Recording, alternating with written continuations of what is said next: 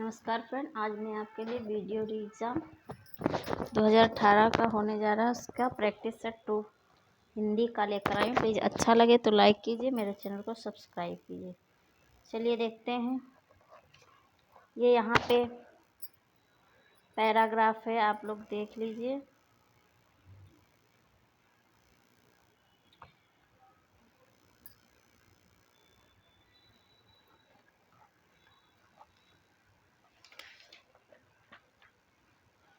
आज बरसों बाद उठी है इच्छा, ठीक, हम कुछ कर दिखाएं, एक अनोखा जश्न मनाएं, अपना कोरा अस्तित्व जमाएं।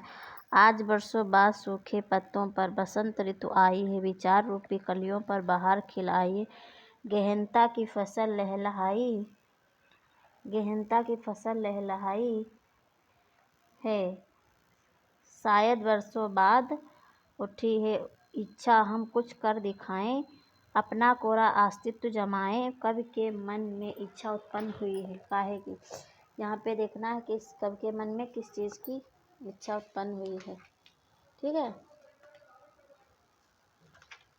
चलिए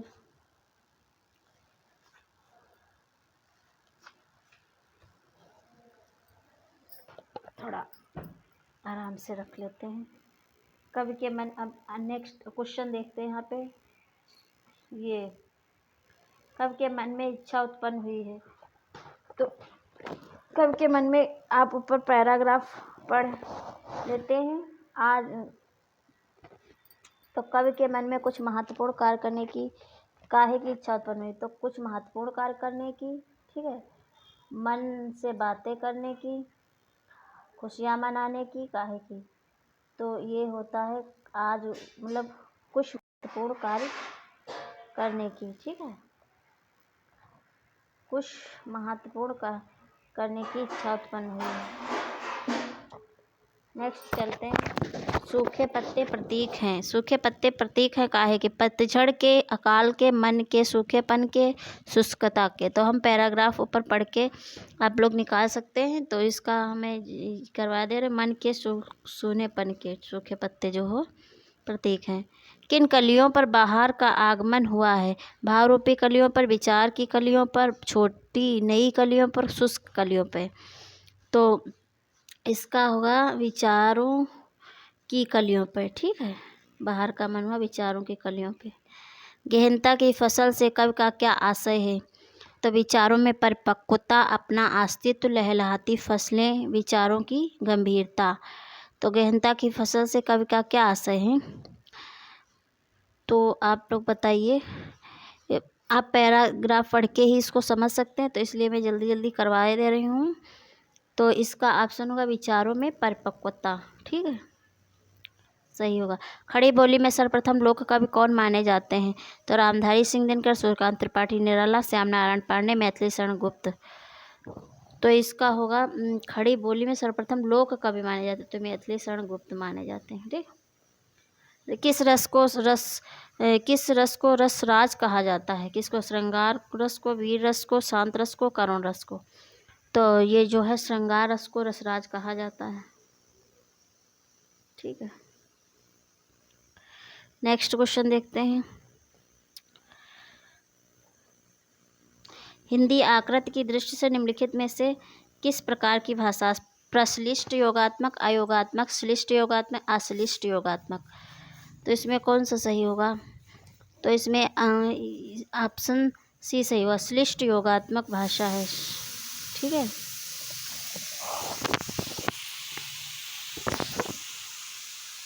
आकृति की दृष्टि से हिंदी श्लिष्ट योगात्मक या वियोगात्मक प्रकार की भाषा है, चीनी भाषा मंदारिन अयोगात्मक प्रकार की, तथा द्रविड़ भाषा अश्लिष्ट है। ये जो द्रविड़ है, द्रविड़, ठीक है, यहाँ पे देख सकते हैं, द्रविड़ अश्लिष्ट है और अश्लिष्ट योगात्मक प्रकार की भाषा है, ठीक है। तो इसका आंसर सही होगा, श्लिष्ट योगात्मक भाषा है हिंदी। नेक्स्ट, अल्प प्राण ध्वनियों का समूह कौन सा है, अल्प प्राण ध्वनियों का कौन सा है, तो इसमें क, ख, ग, च, ज, य, त, थ, न, ट, ठ, ण। तो अल्प प्राण महाप्राण होते हैं। तो अल्प प्राण जो होता है कौन सा, पहला, तीसरा और पांचवा। तो अल्पप्राण पहला, तीसरा, पांचवा, यानी कि 135, और महाप्राण दूसरा, चौथा होता है। ठीक है, 24। ठीक, तो इसका कौन सा होगा, अल्पप्राण जो है यहाँ पे पहला, तीसरा, पांचवा कौन सा है, यहाँ। ठीक, बहुब्रीहि समास का उदाहरण कौन सा है, तो बहुब्रीहि समास का उदाहरण कौन सा है, पंचवटी, करोड़पति, चतुर्भुज, चरण कमल। तो बहुब्रीहि समास का उदाहरण है, यहाँ पे 4 भुजाएं हैं जिसके, अर्थात 4 भुजाएं हैं अर्थात विष्णु जी। ठीक, तो जहाँ पे बहुब्रीहि समास, इस समास में कोई भी पद प्रधान नहीं होता है, दोनों शब्द मिलकर एक नया अर्थ प्रकट करते हैं। ठीक, वहाँ पे बहुब्रीहि समास होता है। जैसे 4 भुजाएं हैं जिसके, अर्थात विष्णु जी। ठीक, तो यहाँ पे चतुर्भुज। सुमित्रानंदन पंत को किस कृति पर ज्ञानपीठ पुरस्कार मिला। ठीक, सुमित्रानंदन पंत को किस कृति पर ज्ञानपीठ पुरस्कार मिला, स्वर्णधूलि, लोकायतन, युगवाणी, चिदम्बरा। तो सुमित्रानंदन पंत को मिला है चिदम्बरा पे। ठीक है, ज्ञानपीठ पुरस्कार। तो चिदम्बरा पे 1961 में, 1961 में। ठीक, ईस्वी में ज्ञानपीठ पुरस्कार से सुमित्रानंदन पंत को सम्मानित किया गया। यह कविता संग्रह सुमित्रानंद पंत की काव्य चेतना के अद्वितीय उत्थान की परिचायिका है। इसमें युगवाणी से लेकर अतिमा तक की रचनाओं का संग्रह है। ठीक है, सखीन सहित हरसी अतिरानी, सुखत धानु पराजन पानी। इस पंक्ति में अलंकार है, तो इसमें कौन, सखिन सहित हरसी अतिरानी, सुखत धानु पराजन पानी। तो इसमें कौन सा अलंकार है, तो इसमें संभावना, विभावना और विभावना, उत्प्रेक्षा, श्लेष। तो इसमें जो है ये उत्प्रेक्षा अलंकार है। ठीक है, उत्प्रेक्षा। ठीक है, उक्त पंक्तियों में जो है उत्प्रेक्षा अलंकार, जहाँ उपमेय में उपमान की संभावना की जाए वहाँ उत्प्रेक्षा अलंकार होता है। जैसे जहाँ उपमेय में उपमान की संभावना की जाए वहाँ उत्प्रेक्षा अलंकार होता है। जैसे कि मनु, मानव, मनव, जनु, जानव, जानो, ज्यों आदि शब्द का प्रयोग किया जाता है वहाँ। मनु, मानव,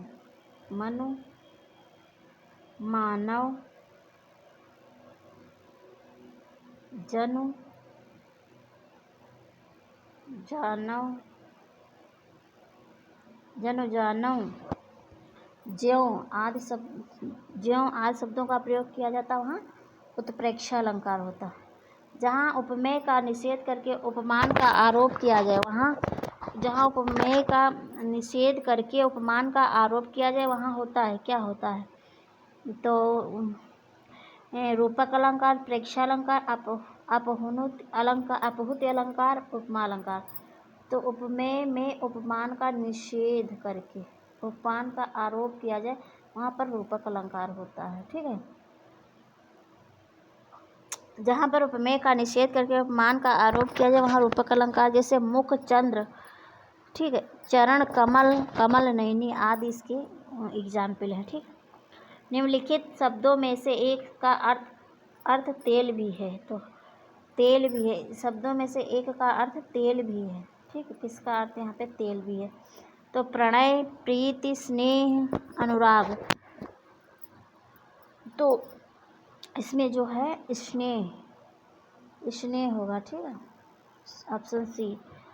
तो जैसे स्नेह का अर्थ तेल होता है, प्रीति, प्रणय, अनुराग का स्नेह सभी प्रेम के पर्यायवाची शब्द हैं।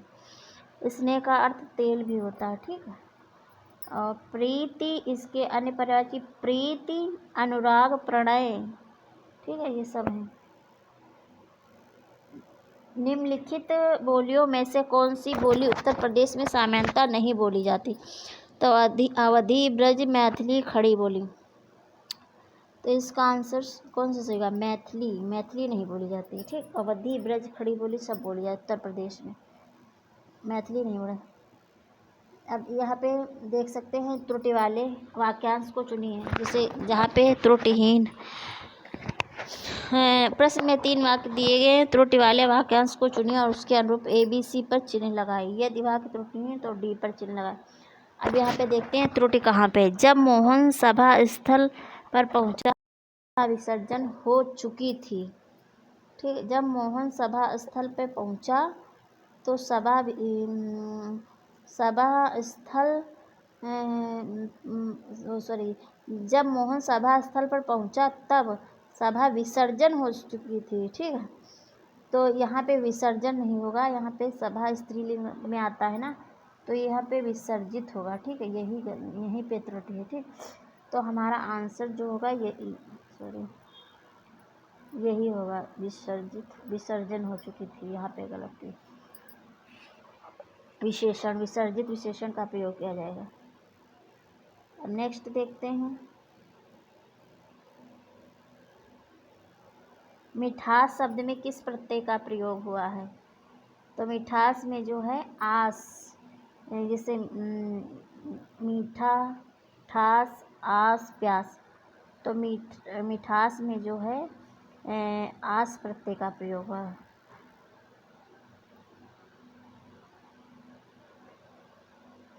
इससे मिठास शब्द में किस प्रत्यय का प्रयोग, आस प्रत्यय का। ठीक,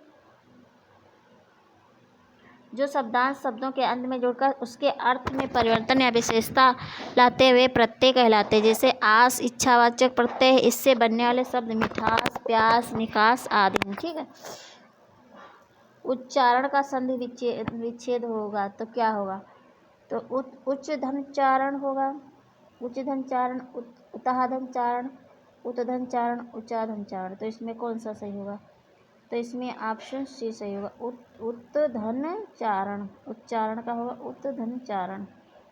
ठीक, अतः शब्द का समानार्थी पहचानिए। अतः शब्द का समानार्थी शब्द क्या होगा, अन्यथा, अतएव, परिणामता, अस्तु। तो अतः का होगा परिणाम, समानार्थी पूछ रहा है ना, अतः का परिणामता होगा।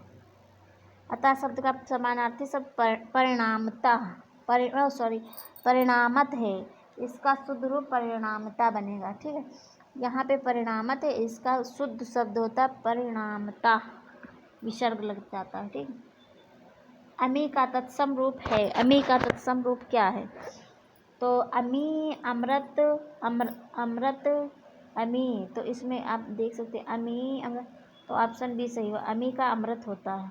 ठीक है, अमी का तत्सम रूप अमृत होता है। तद्भव शब्द हैं, इसमें तद्भव शब्द छांटना है, सकट, घात, कांच, गोपाल, तो तद्भव शब्द कौन सा है, तो इसमें तद्भव शब्द जो है कांच होगा। ठीक है, कांच होगा।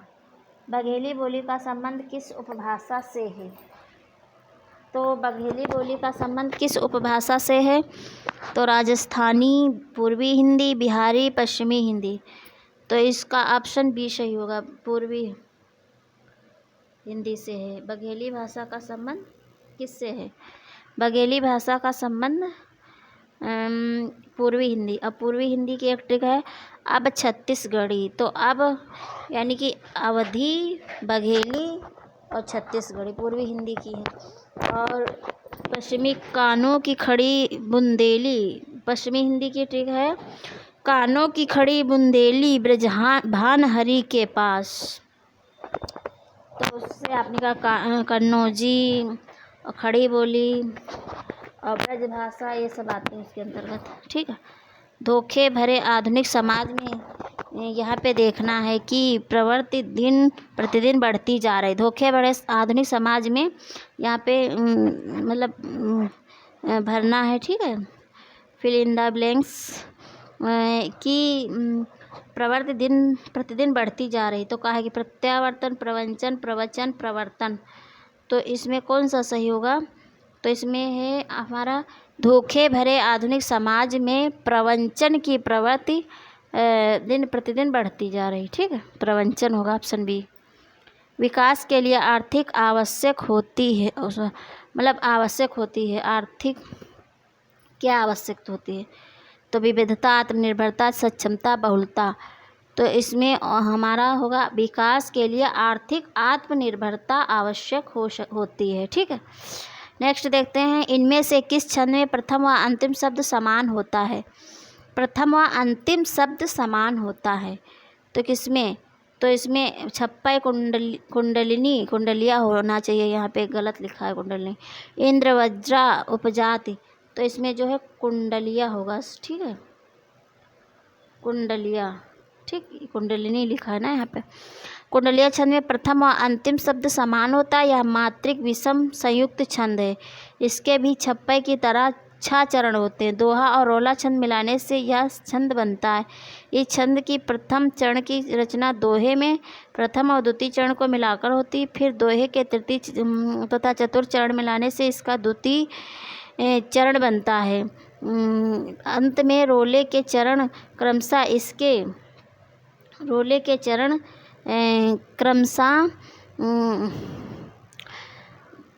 इसके तृतीय, चतुर्थ, पंचम और षष्ठ चरण बनते हैं। दोहे का चौथा चरण रोले के प्रथम चरण में दोहराया जाता है और दोहे के प्रारंभ का शब्द रोले के अंत में आता है। ठीक है, इस प्रकार होता कुंडलिया छंद। अब देखते हैं नेक्स्ट, बुढ़ापा एक प्रकार का अभिशाप है, रेखांकित शब्द की संज्ञा होगी। ठीक है, तो इसका बुढ़ापा का संज्ञा पूछ रहा है। तो इसमें क्या होगा? बुढ़ापा में कौन सी संज्ञा है? जातिवाचक, भाववाचक, व्यक्तिवाचक, समूहवाचक। तो बुढ़ापा में क्या है? भाववाचक संज्ञा है। जिस शब्द में व्यक्तियों या वस्तुओं की पूरी जाति का बोध हो उसे जातिवाचक संज्ञा कहते हैं। ठीक, जातिवाचक संज्ञा उसे कहते हैं जिस शब्द में व्यक्तियों या वस्तुओं की पूरी जाति का बोध हो उसे जातिवाचक संज्ञा कहा जाता है। जैसे लड़का, गाय, घर, शिक्षक, मंत्री। और जिस शब्द में एक ही व्यक्ति या वस्तु का बोध हो उसे व्यक्तिवाचक संज्ञा। जैसे व्यक्तिवाचक हो गए जैसे इसमें तो बुढ़ापा में कौन सी? भाववाचक संज्ञा है। ठीक है, हाँ, व्यक्तिवाचक संज्ञा जिसमें किसी एक व्यक्ति या वस्तु का बोध हो, एक ही व्यक्ति या वस्तु का बोध हो उसे व्यक्तिवाचक संज्ञा कहा जाता है। जैसे राम, गंगा, पटना, रामायण। जिस शब्द में अनेक वस्तुओं या प्राणियों के समूह का बोध हो उसे समूहवाचक संज्ञा कहा जाता है। जैसे परिवार, संग, ढेर। अब नेक्स्ट है, कढ़ाई से गिरा कोल्हू में आ पड़ा का भाव है। कढ़ाई से गिरा कोल्हू में आ पड़ा का भाव है, क्या है? एक विपत्ति से छूटकर दूसरी में आ पड़ना। कढ़ाई और चूल्हा पास पास होता है। एक बार भूल होती है तो बार बार होती। कढ़ाई चूल्हे में गिर गई। तो इसका कौन सा होगा? एक विपत्ति से छूटकर दूसरी विपत्ति में पड़ना। ठीक है, यही होगा। कढ़ाई से गिरा, चूल्हे में आ पड़ा। प्रतिदिनम शब्द का समास विग्रह कीजिए। प्रतिदिनम का दिनम, दिनम व दिनम, दिनम प्रति, दिनम, दिनम, दिनम व दिनम। तो इसमें ऑप्शन बी सही होगा। दिनम, दिनम प्रति। प्रतिदिनम में अव्ययी भाव समास होगा। ठीक है, इसमें अव्ययी भाव समास होगा। अव्ययी भाव समास में प्रथम पद अव्यय एवं प्रधान होता है और समस्त पद अव्यय की भांति कार्य करता है। इसके अन्य उदाहरण यथाशक्ति, प्रतिदिन, उपगंगम आदि हैं। ठीक है, अब नेक्स्ट देखते हैं अगला क्वेश्चन। प्लीज़ ज़्यादा से ज़्यादा लाइक कीजिए और शेयर कीजिए और मेरे चैनल को सब्सक्राइब तो ज़रूर ही कीजिए। 28 देखते हैं, कला का अंतिम और सर्वोच्च ध्येय सौंदर्य है। सौंदर्य है में यहाँ पे दिखाई नहीं कितने विशेषण हैं। ठीक है, में कितने विशेषण, सॉरी फ्रेंड, यहाँ दिखाई नहीं दे रहा है। चलिए देखते हैं। तो इसमें हमारा ऑप्शन सही होगा, ऑप्शन डी सही होगा। ठीक है, 3 विशेषण। कला का अंतिम और सर्वोच्च ध्येय सौंदर्य है में कितने विशेषण हैं? तो कला का अंतिम और सर्वोच्च ध्येय सौंदर्य में 3 विशेषण। अंतिम हो गया, देखो एक अंतिम हो गया, ठीक है, एक सर्वोच्च हो गया, ठीक है, और एक ध्येय हो गया। ठीक, ध्येय सौंदर्य है। ठीक है, इसमें 3 विशेषण अंतिम, सर्वोच्च और ध्येय। ठीक, अंतिम, सर्वोच्च और ध्येय। नेक्स्ट देखते हैं। नीचे दी गई पंक्तियों में पहली और अंतिम पंक्ति को क्रमशः 1 और 6 संख्या दी गई। बीच में 4 वाक्यों को उचित क्रम में लगाएं जिससे अर्थ पूरा बन सके। तो यहाँ पे देख सकते हैं अर्थ पूरा बनाना है। ठीक है, एक राष्ट्रीय चेतना की समिष्टि ही लेकर रहने वाले व्यक्तियों भौगोलिक सीमा ये देख सकते हैं। तो एक पहले तो देखते हैं कौन सा होगा। एक भौगोलिक सीमा होगा, पहले कौन सा होगा, पहले 1 हो गया, जैसे एक तो दिया ही है तो उसका वाह हो गया, पहले भौगोलिक सीमा। ठीक है, फिर एक राष्ट्रीय चेतना, फिर एक राष्ट्रीय चेतना वाह या। ठीक है, राष्ट्रीय चेतना फिर से लिख देते हैं, एक भौगोलिक वाह हो गया, एक राष्ट्रीय या हो गया। ठीक है, राष्ट्रीय चेतना लेकर रहने वाले व्यक्तियों की समझ, हाँ लेकर रहने वाले तो ला हो गया, व्यक्तियों की रा हो गया, समष्टि ही, तो इस प्रकार हमारा वा या रा ला हो जाएगा। समष्टि ही देश है। ठीक है, वा या रा ला किस में है, ऑप्शन सी होगा। ठीक है, ऑप्शन सी। ठीक, नेक्स्ट देखते हैं। निज भाषा उन्नत है, निज भाषा उन्नत है, सब उन्नत को मूल, बिन निज भाषा ज्ञान के मिटे न ही के सोल। इन पंक्तियों में कौन सा छंद है, तो इसमें कौन सा छंद होगा, निज भाषा उन्नत, तो इसमें कौन सा होगा, कौन सा, दोहा, रोला, चौपाई, बरवे। तो आप लोग इसकी मात्राएं निकाल के देख सकते हैं। तो इसमें हम यहाँ पे ऐसे बता दे रहे हैं। तो इसमें हमारा जो निज भाषा उन्नत है, सब उन्नति को मूल, बिन निज भाषा ज्ञान के मीटे नहीं के सूप, तो इसमें जो हो दोहा होगा। ठीक है, दोहा एक अर्ध सम्मात्रिक छंद है। ठीक है, और इसमें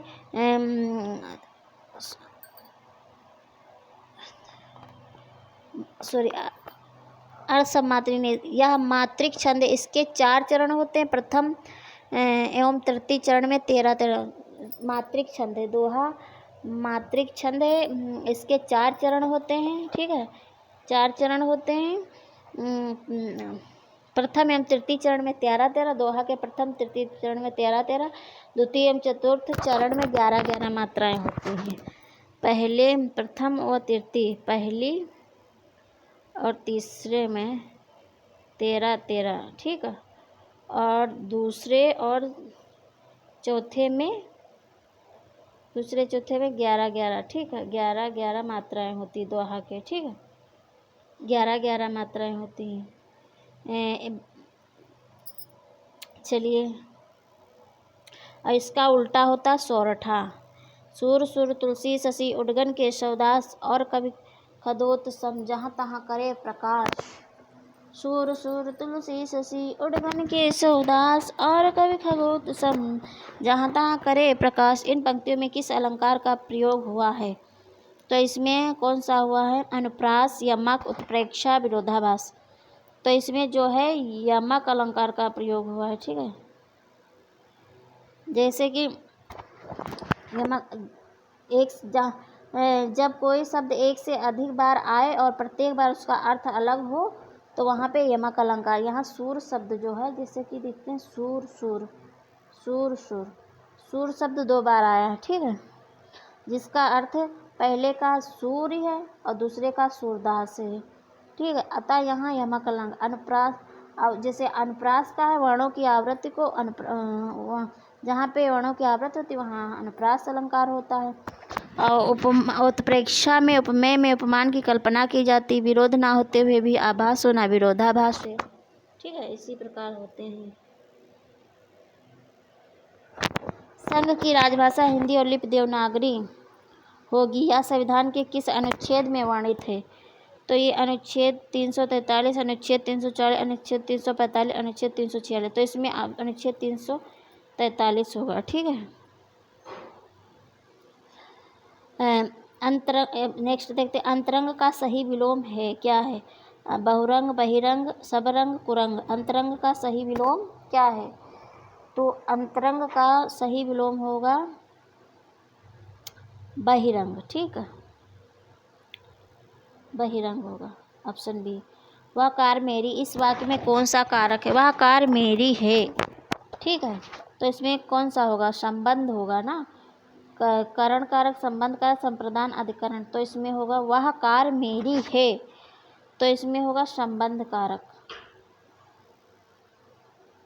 निम्नलिखित में से शुद्ध वाक्य को पहचानिए। राम रोटी खाया है, गलत, ये तो बिल्कुल गलत। राम ने रोटी खाया है, राम ने रोटी खाई है, राम ने रोटी खा लिया है।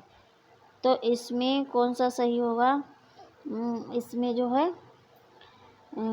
ऑप्शन राम ने रोटी खाई है, ऑप्शन सी सही होगा। ठीक है, राम ने रोटी खाई है। निम्नलिखित में से पुल्लिंग शब्द नहीं है, तो इसमें आप दे रत्न होता है, मोती होता है, ठीक, नकल होती है, बचपन होता है। तो इसमें ऑप्शन सी सही होगा।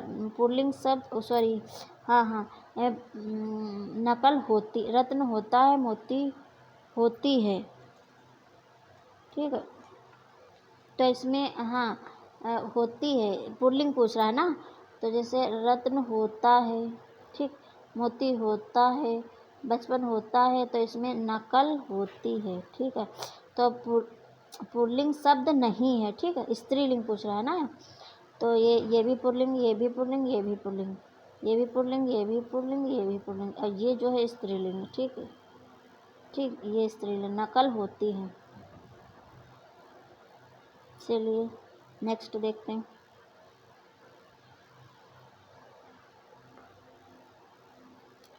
जिस पर अनुग्रह किया गया हो वाक्यांश के लिए प्रयुक्त एक शब्द है।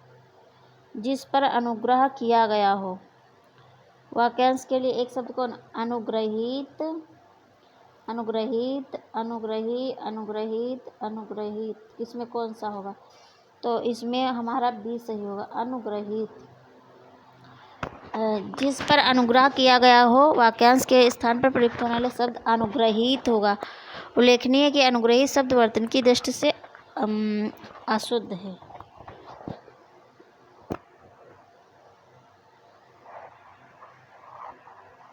ये यहाँ शुद्ध है।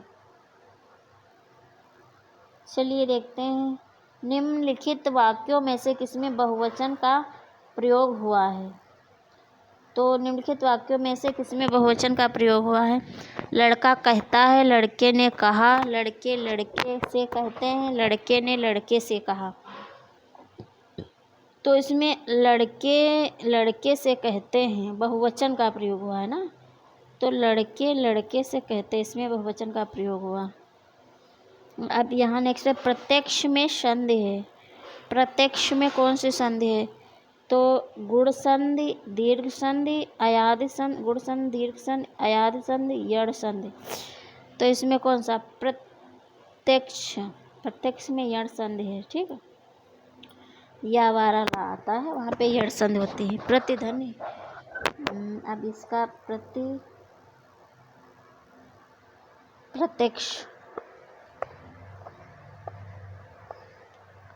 अब यड़ संधि का देख लेते हैं एक बार। प्रत्यक्ष में यड़ संधि है, ई प्लस आ के भी संधि दोनों स्वरों के स्थान पर या हो जाने पर प्रत्यक्ष शब्द बना है। यड़ संधि का सूत्र ई को एड़च, अर्थात यदि छुट्टी बड़ी छुटाओ बढ़ाओ तथा री के बाद कोई असमान स्वर आए तो छुट्टी बड़ी के स्थान पर या, छुटाओ बढ़ाओ के स्थान पर या तथा री के स्थान पर रा हो जाता, वहाँ यड़ संधि होते हैं।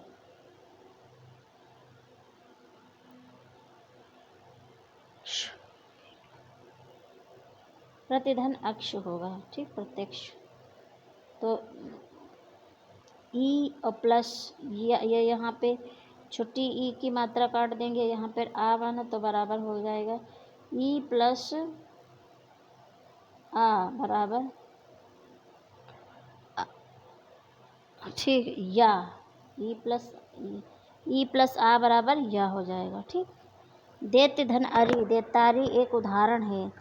दैत्य धन अरि, देतारी एक उदाहरण व्यंजन संधि का, स्वर संधि का, विसर्ग संधि का, इनमें से कोई नहीं।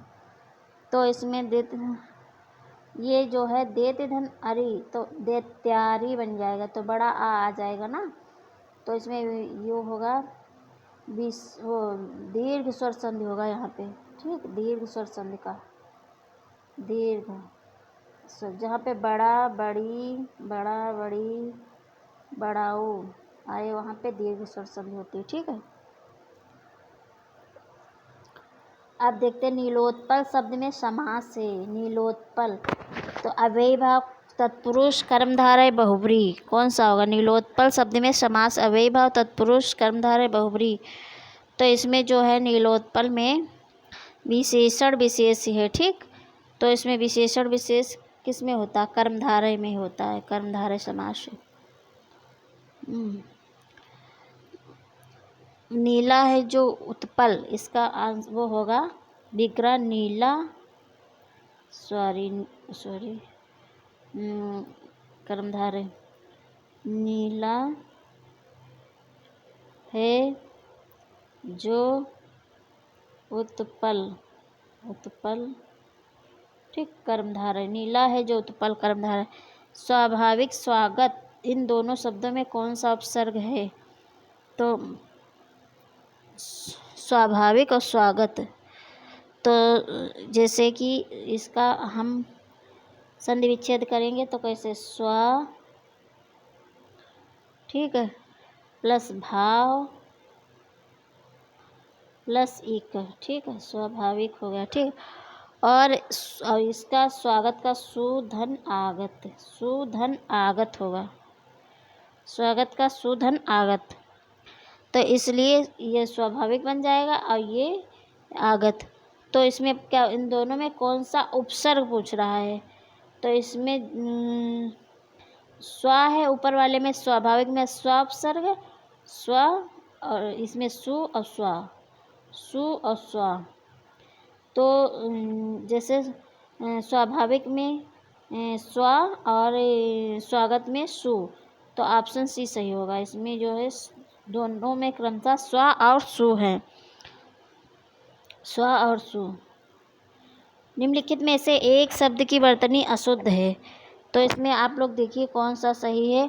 उज्ज्वल, कवियत्री, मोक्ष, तो उज्ज्वल जो है इसमें उज्ज्वल, कवियत्री,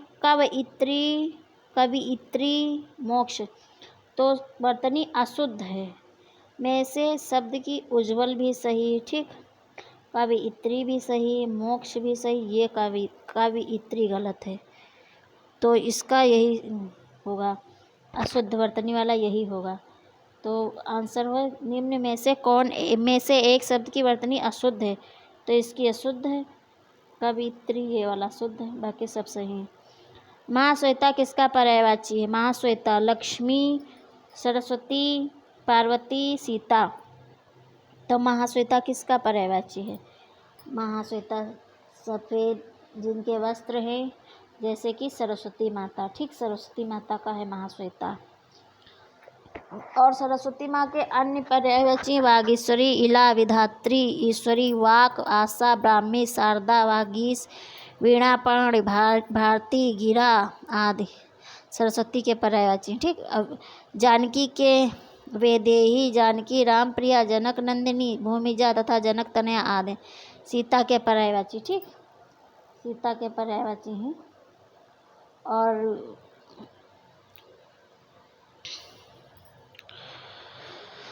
और लक्ष्मी के कमला, रमा, इंद्रिया, चपला, हरिप्रिया, पद्मा, श्री, लोकमाता तथा भार्गवी लक्ष्मी के।